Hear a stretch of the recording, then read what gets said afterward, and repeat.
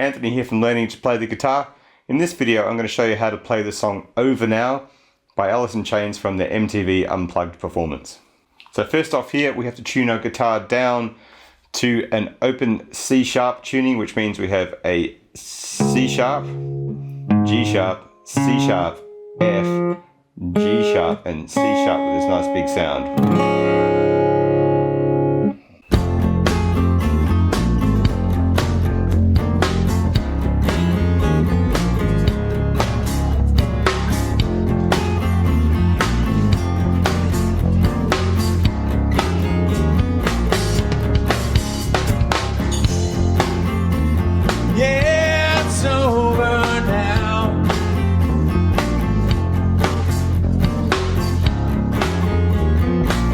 But I can breathe somehow.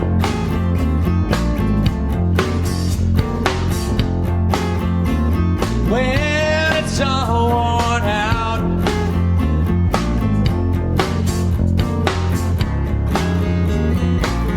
I'd rather go without. Just a reminder, if you're enjoying this video, please like and subscribe, and you can check out more lessons and my books at my website, learningtoplaytheguitar.net. So for the purposes of labeling chords more easily, we're going to pretend that this open C sharp tuning is actually an open D tuning. So the first two chords in the verse and in the intro of the song basically are an F sharp chord at fret 4, barring all the way across, and the other chord we're going to use is an open D chord, open D. And so if we have this F sharp chord here on fret 4, we're going to play a little melody on top of it with this little rhythm. So first off we go chug chug, and then we have, we're just going to tab number it on the bottom string, 7, 6 to the 4, second string, 7, 6, 4. You can hear I'm strumming some extra strings just to fill it up. So we have that sort of thing going on. Second part of the riff is chugging with the bass strings again, little palm mute if you want here and there, you can throw that in, and then we're going to add fingers 2 here on the 3rd string on fret 5, finger 3 on the 5th string on fret 6, strumming that chord there, which gives you sort of a F sharp C sharp sound, I suppose, or B sound, F sharp B sound if I'm thinking what I'm doing, which is sort of the basically that dominant 7 chord shape playing on a regular tuning. So we have that chord, so we've got on and off, big Rolling Stonesy, and then we hit that again, the chug there on the end, double chug. So I'll do it again just to be clearer. That sort of stuff. And so all together, part 2.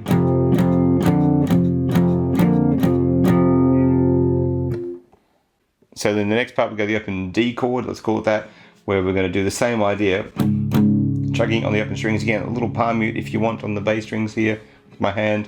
Now we go a 3 2 0. Again, extra strings just to fill it up. Now next string, same thing, 3 2 0. So that sort of thing. And now part 2 again, similar idea where we had the chug. So then we add this chord in, finger 1 on fret 1 of the 3rd string, finger 2 on fret 2 of the 5th string. It looks like an E7 chord, but in this case it's sort of a G over a D chord. Strumming that, and then we're going back to it again, and then chug chug on the end. So the rhythm of that is, so chug chug chord open, chug chord open open, if you like. So the whole thing for the D version, 3 2 0 3 2 0, chug chug, fingers, chug chug, chord, chug chug. You know what's down my mind, could you stand right here, look me straight in the eye and say that it's over now.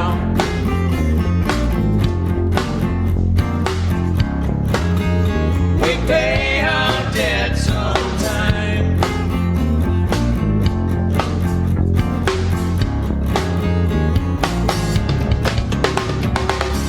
So then the next part of the song is using a bunch of bar chords. So up here at fret 7, we're going to call this an A chord, sticking with my idea of this being open D. And so to do this A chord, all you need is one finger there. But we are also going to add our little finger here on fret 10 of the second string from the floor, and this is going to create a dominant 7 chord. A little bit of bluesiness there, and then the second chord in the chorus, we just slide over one fret that way to fret 6, and my little guy is now a 9. It gives you a G sharp 7, and then we're going to slide all the way up to fret 9 for the bar, and little guy on the 12, and that is a B7 chord. And so it's just all down strumming here. We anticipate the jump though to the G sharp and the B like so. So 2 bars of A, and they're all 8th notes. 1 and 2 and 3 and 4 and 1 and 2 and 3 and 4 and 1 and 2 and 3 and 4 and 2 and 3 and 4, 3 and 4, and then you're back to the main riff. So that's the chorus of the song. Pretty simple, really. Helped it sometime.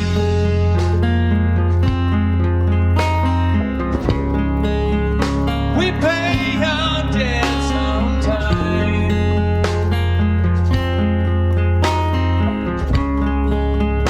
We pay our debt sometime. So in the second half of the song, it does get a little bit more complicated with this halftime interlude arpeggio pattern, and there's a little guitar solo here as well, which we'll go through from the unplugged version. So starting off, my second finger is on fret 3 on the 3rd string from the floor, and then I'm also going to put my 3rd finger on fret 4 on the 4th string. All these numbers, basically I'm just doing that. You can follow the tab on the screen, of course. One tiny thing to watch out for here is when we get into this picking pattern, we're actually starting on the and after 1, so it's 1 and 2 and etc. as we go through.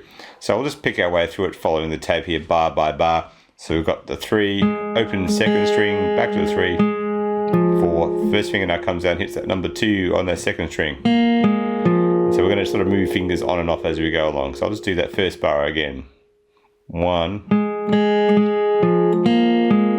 Little finger joins in now on fret 4 on the 2nd string down there. Hope you can see that. Then my first finger will jump down to the number 2 on the bottom string there. And then we'll continue forward to bar 3 where I lose my fingers. The finger that stays on the entire time is my 2nd finger on this number 3 note, which is an A. So a bunch of zeros there. First finger back on that number 2. Down the 2nd string, little guy back on the 4. Back to that middle 3 again, 0 on the bottom, 4, 3, 0. One thing I was talking about with my students is using the guitar pick efficiently when you're playing arpeggios. So the idea is that generally the picker will be moving in the direction that you're picking. So that means if I'm going to be hitting a note on top like the first one, and I'm going to pick down, then pick up on the one underneath, because then I'm coming back up again, down on top, up, down, down, up. Could go up or down there on the end, I suppose. The idea is that I'm trying to gather the strings together with the pick, so then I can play these things quite simply and smoothly without having to watch the pick. Makes it much easier than having to check every time you're picking. So if you get used to that idea of like outside picking across strings, if you're going down, pick down, if you're coming up, pick up, will make everything so much easier to play. So now the second half of this picking pattern continues. There's a 4, 3, 0, 3, 4, 2, 3, 4. Little guy down again on the 4 there on the 2nd string. It's basically the same thing from before, zeros now with the 3 stuck in the middle still. That first finger 2, 4. So these chords are inferring an F sharp minor 7 and a D major 7 for those people who are interested in what the chords actually are playing along.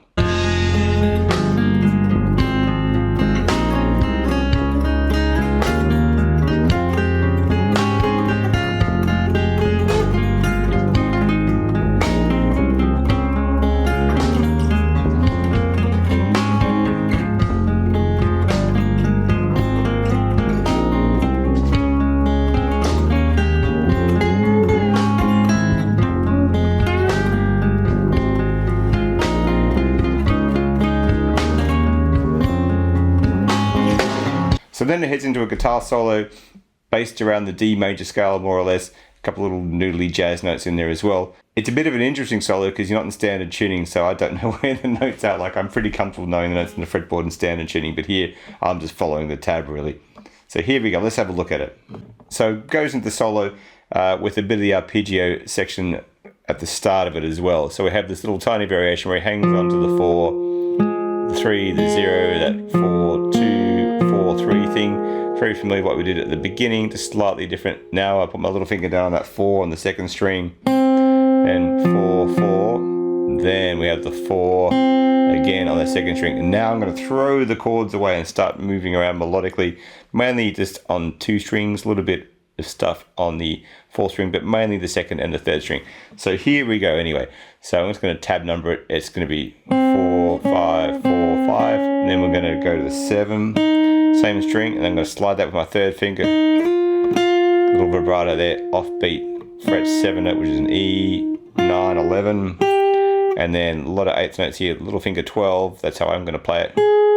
11, 12, 9, next bar, 9, 11, 12. And then we have a little hammer on pull off on the 11, 12, going to a 12 there. First finger 9, little finger 12, it's the same note.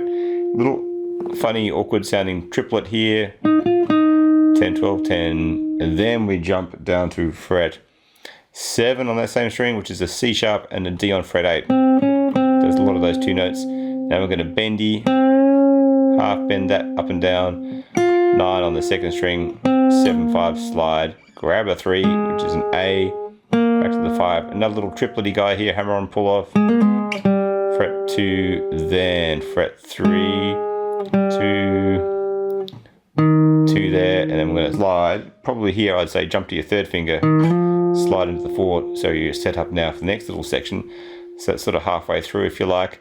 Now to the final bit, 2 and a 4 on that 4th string, a 2, 3, slide to a 5, back to the 3, sliding again, probably 3rd finger slides here really, 5, 7, back to the 5, and then we've got 78ths, hammer, hammer, then we're going to hit that same note again, 7 one more time, slide, probably the 3rd finger, 8, 10, 8, first finger, little guy 11, then we've got this little half bend with a double pluck on it, on the offbeat, little release there, 9 to an 8, little interesting note there, and then we have a bendy 11 on the 4th string, very sort of Alice in Chainsy, and then we have the big 12 bend here on the 12th fret on the G string, sorry the 3rd string, it's not G, it's actually an F note I suppose, and then releasing that same note, 3 more hits of that, 10, 12, 10, 10, 8 on the 1 string. So the actual notes are fairly easy, there's nothing really shreddy here, but it's just trying to get the phrasing right and sort of not getting lost in the scales because it's not relying on the usual pentatonic or a major scale that you would normally play with standard tuning. So have fun learning this great Alice in Chains tune, see if you can have fun getting over all the parts now.